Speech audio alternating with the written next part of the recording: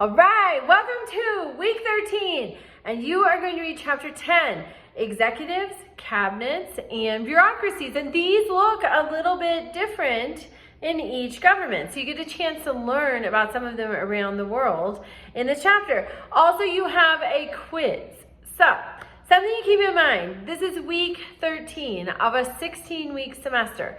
Things are winding down. Have you turned in all of your assignments? Are you unhappy with your grade? Have you taken advantage of the extra credit opportunities?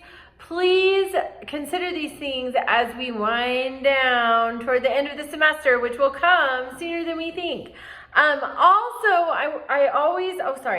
always want you to be watching the news because something so interesting.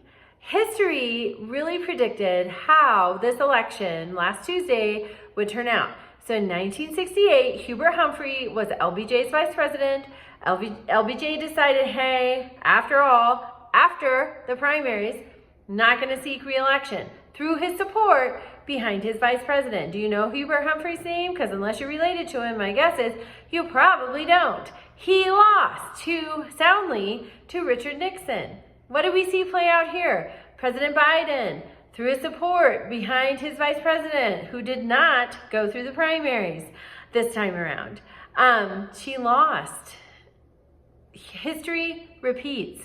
Maybe the Harris campaign could have benefited from a historian or a historical bented political scientist to evaluate what went wrong in 1968 and how do we correct that here? Because history absolutely repeats. An example of this is Grover Cleveland. Him we've heard of because he won his election. He won it twice, but not consecutively. He was the first non-consecutive president. He won in 1884, lost the Electoral College in 1888, but then won again in 1892. This is just like Donald J. Trump. Won in 2016, lost in 2020, won in 2024. Donald Trump is the second only to Grover Cleveland non-consecutive president.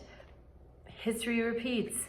And as political scientists, we need to be watching for these trends so that we can anticipate an outcome and influence a different outcome if we so desire. All right, have a great week. Reach out to me with questions.